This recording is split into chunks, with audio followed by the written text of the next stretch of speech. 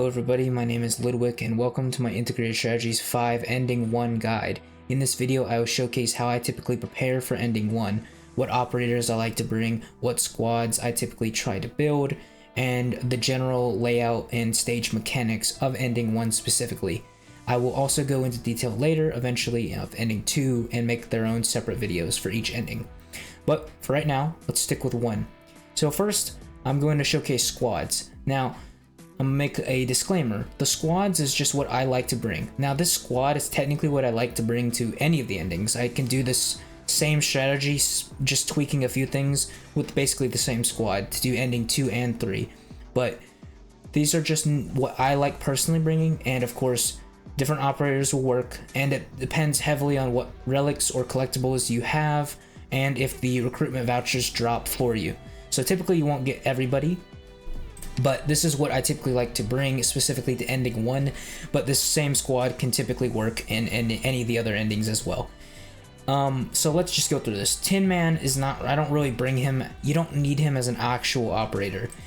Typically Tin Man is really used specifically for his second skill, but mainly due to his talents, which basically make him very cheap, and he gets toil, he will grant you toil limit, which allows you to basically, he doesn't even have to be in the squad. But he's still useful. So getting him is not a bad idea typically in general, because it allows you to hold more items like plans and etc. And he's also a pretty good operator in general. So let me go over the other picks. You probably won't get everybody because it's based on RNG, and honestly you don't need everybody. This is what I personally like bringing. Of course you can supplement for any other operators that you personally have. Make sure, you know, use it. This is the way I like preparing for IS5's endings in general, but you don't need any or all of these people.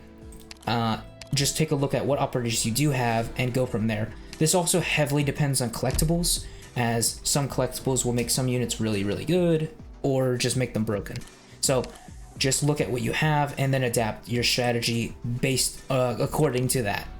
So this is not an end-all be-all team comp you have to have. This is just what I like using personally. So let me go over it. Ainz specifically for DP generation and her second skill. She is basically the best Vanguard in the game. If you have Myrtle as well and you can get her, she's also pretty good. Logo's third skill is very good for the burst damage. In this specific, in any of the endings and in general content, he's a very strong pick as a starting operator in IS5 in particular. His third skill is very good for his burst damage, but the first skill is very good for AFK or general use. So Nymph and Virtuosa can combo very well together.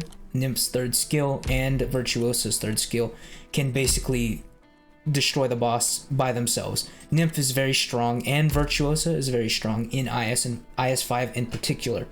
Virtuosa elemental damage basically is not currently blocked or reduced by anything, so it basically is true damage. It's not really, but for right now it basically is, which basically means that they have no way to resist it really, which makes it extremely powerful. Fear Blast, or the Nymph's second skill, can stall certain bosses, specifically ending 3, or just very powerful enemies due to the fear mechanic, which is extremely, as long as you get some SP recovery, you're basically golden. Calcit with her specialized IS3 module, or integrated, not IS3 module, her integrated strategies module, which is this specialized badge here, which only works in integrated strategies. It basically gives Monster a bunch of buffs, she heals more, and he does not take up a deployment slot, which is extremely useful. Specifically, Calcit's good in general because of Monster in this, specifically for ending 1. Monster does not actually count for what I will talk about later, which allows him to basically bypass some of the stage mechanics. Opianus can teleport himself with his third skill and has such high stats that he scales extraordinarily well. Due to the way Crushers work, Opianus has no defense, but he makes up for it with his high stats. He has high HP and extremely high attack. To make up for this, he has no defense. But in IS5, due to all the buffs, if you even get some max HP and attack or HP per second, he can basically be immortal. So This allows him to be an extremely powerful operator, especially with his third skill, allowing him to basically redeploy himself, which is extremely useful. Other than that, I just like taking him as he's probably one of the only guards I typically like bringing or picking up during my run. Shu is basically one of the best defenders in the game. She's a guardian. She can provide insane healing with third skill. She provides sanctuary with her module. Well, I think she applies sanctuary even without, actually. Yeah, she grants it even without module, but it becomes even better with module. Restores HP. She can heal basically. She can basically, as long as something doesn't insta-kill you, she can basically keep you alive. And that's basically Shu. Wizardell needs no introduction. Giant AoE physical damage. She has the ability to basically become camouflaged. Yeah, she's very powerful. She makes the first phase of ending one extremely easy. Golden Glow third skill can become global range, and she can deal with some of the stage mechanics without even really doing anything, just because she has third skill, which can bypass some of the difficulties of ending one in particular. Texas the Omertosa fast redeploy can be useful for dealing with the stage mechanics, but is not really required, but she is nice to have. Ella also can be very useful due to the fragile effect with third skill, and that's about it. Now these are only some operators. There are plenty of other operators you could bring that are equally as viable. Aya Alter third skill could be really useful for healing. You could bring other defenders, etc., or Silver Ash maybe. It really just depends. This stage heavily punishes ground units. After his first phase, the boss will teleport everyone and basically redeploy them, and it will really hurt ground units because they'll basically go places you don't really want them, so it makes it a huge pain, and then it's really hard to redeploy them quickly and effectively. And that's basically how the boss will get you. So let's just jump right in. I have a run currently going on. Right. Alright, so I have the archives. What was I looking for? I have the full historical reconstruction, so I have every single one of these buffs here. So you will just gain this over time by playing.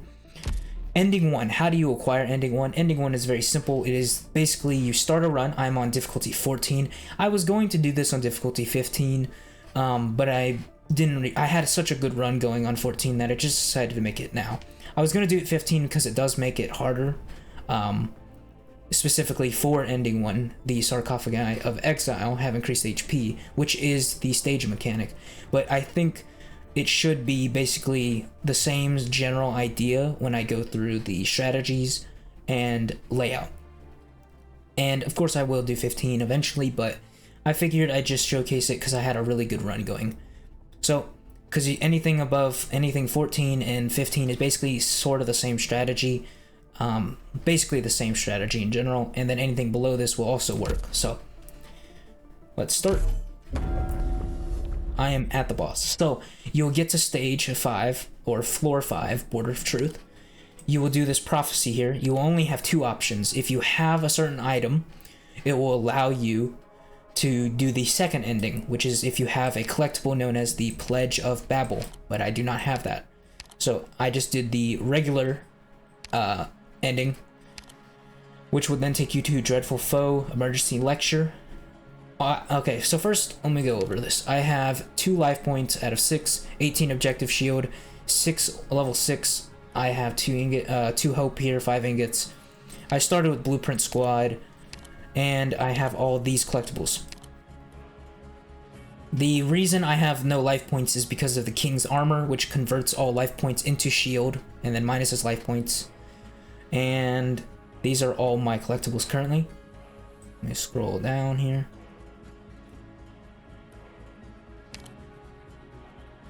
And that is it. We right now have Spines of Epoch and Spines of Weeping.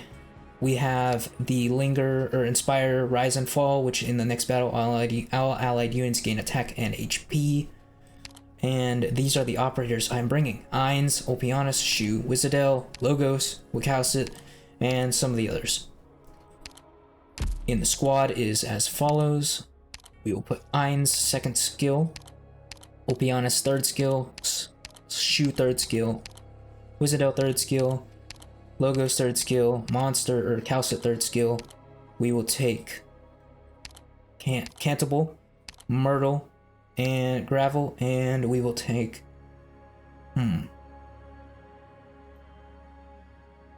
Bonor could be pretty useful just at the beginning. And yeah. Oh, I almost forgot. Gravel's second skill and Fonor. As such. Alright, so let me first go over this in detail. So one of the sad things is that I'm not at life point 1. I have a bunch of objective shield, but I don't get this buff, sadly, because I'm not at life point 1, which is a shame. But, so the way this works, the emergency lecture stage, all allied units redeployment time is reduced by 50%. So you can retreat people and they'll come back faster. Now the biggest mechanic is the boss here named Fremont Enlightener of Minds. Basically, he will do he will do damage. He has some like orbs around him that he'll send out at you. The biggest thing is that anytime he's on the field, all allied operators who retreat or are defeated will each be sealed in a sarcophagus of exile until it is defeated. So here's the map. If I place somebody here and then retreat them, they will, if he's on the field, they will turn, or if they're defeated, they will turn into a sarcophagus. You have to damage that sarcophagus, otherwise you cannot redeploy that operator. Basically, the operator is trapped in a coffin, and until you destroy the sarcophagus, you will not be able to redeploy them. The timer will basically not exist. So you have to be very careful. That's his main first phase, and that's his main gimmick. It is the sarcophagus. And then his main second gimmick, he can deal necrosis damage in his second form, and upon resurrection, he will charge up briefly before on his second form. So once you defeat his first, he will then redeploy all operators on the field. So if you have anybody on the field, it doesn't matter. They will all be redeployed to random locations in random directions. This is why having a lot of people can really, really badly and negatively impact your run. So you have to be very careful of that because he will teleport. So you have to. Now there is ways you can mitigate this. You could potentially stall him. He will basically move around. You could stall him, deal with all the other enemies, and then deal with him later if you have a strong enough defender or some type of way to heal them, or anybody. But I typically just like bursting him down, but that is an option. Other than that, he will go into a third form if your mind is fractured. So the toil down here, if it's too high, he will have an extra phase. Typically, you do not want to reach this at all. I have never seen this third form because I try not to be fractured. Just try not to have this be too high up to the fractured, as I believe the orange level should say. Yeah, you do not want to start the boss with fractured. So typically you shouldn't have it, but in case you do, that is something to be careful of, or else he will have a more difficult last phase, a third form.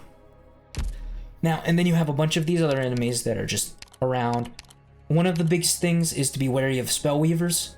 They can create marks of epoch, which are basically they will do necrosis damage, which is elemental. If that necrosis damage, which I'll demonstrate, hits your operators, they will then take necrosis burst, which does damage, but the biggest downside is the minus SP cost. They will lose SP. So if I have somebody here and it costs 15 SP to use their skill, and then they take a necrosis burst, they will lose skill points, so I can no longer use their skill until the end, and then it has to recharge, which can basically mess up your run.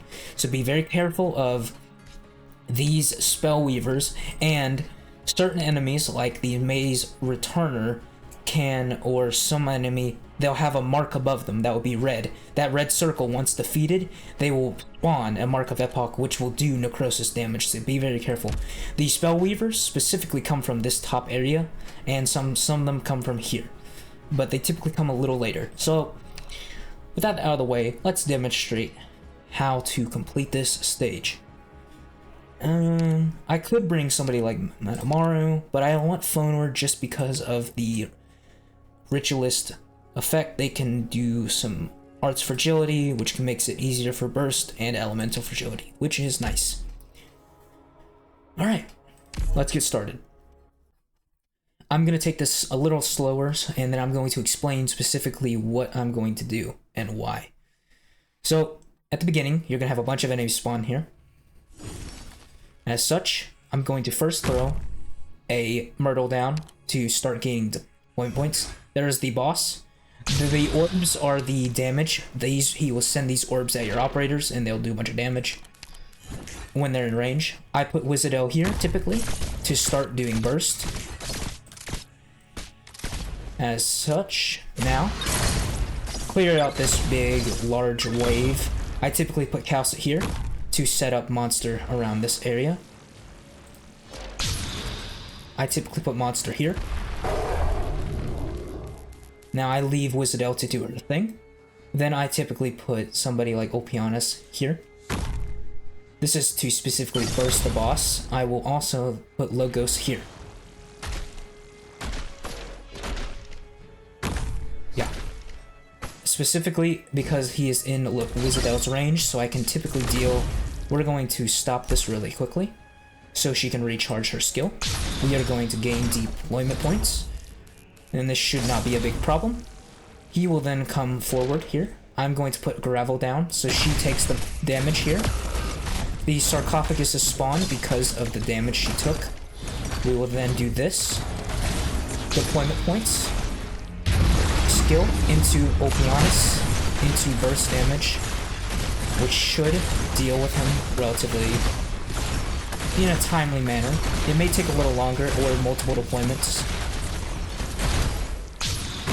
So they'll redeploy. He is going to take Necrosis Bursts. He will now die. Now I'm going to retreat you, and then we're going to do this. So now I am now... So the reason I did that, Wizardel's skill could hit... I retreated Logos, which then spawned the sarcophagus, and retreated Opianus. Now they're on redeployment time instead of waiting, because now he's about to teleport everybody around the whole map. So now you have to be a bit careful. See, and they will now be redeployed random spots around the map. And it can be really useful, or really... That is a very good one. So we'll do this, into... This is not a bad spot for Calcit. This is a very good spot for Wizardel. We are then going to do this. I'm going to start bursting more of the boss, or at least attempt to. Or at least do some burst damage. Monster. Then we're going to put Logos and Opianus down. Remove this. Slam into him with Opianus. Then burst him down, use Shoe skill, and do this. And now he should be dead very soon, and that's a game over. Now, once you have defeated the boss, you can retreat people as you see fit. And that is basically it. That is basically the boss.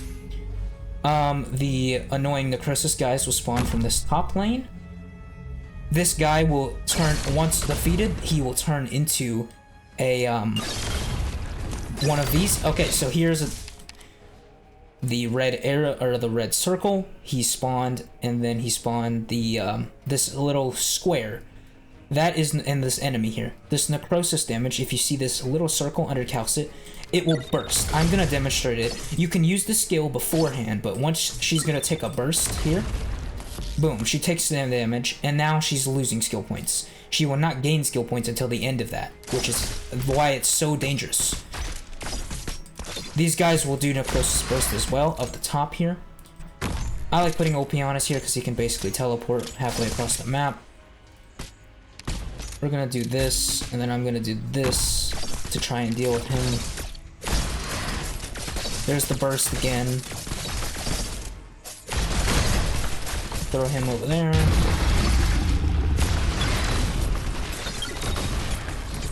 Yeah, these guys are just the golems, but Yeah, Opianus has a nice 28,000 HP and 11,000 attack. That's actually hilarious. This is why he scales so extraordinarily well. Any HP increase, attack increase will basically make him almost immortal. And Monster also has 17k without even doing a skill and a bunch of damage. Yeah, Opianus, even without skill use, he still has a ton of damage. This is what it makes him so valuable. Same thing with Logos, etc. We can also just put these down if I felt like it, I suppose. They're like blocks, which they'll have to deal with, so.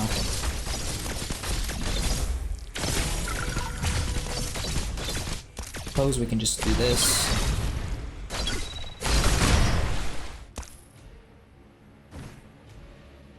Yeah, so that's basically the stage. Like, okay, so she's gonna take that. It's not amazing.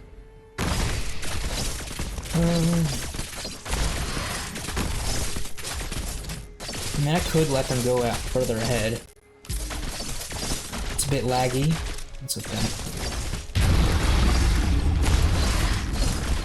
Wizardel's gonna die, probably, but that doesn't really matter. Do that.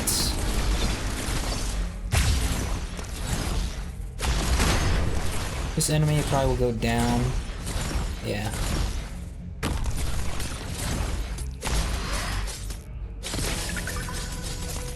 Then they'll turn into one of those things, and need to teleport back over there. Blow them up. Oh, they're gonna die way before I can do that. And that's it. And that's basically the stage. I know it wasn't on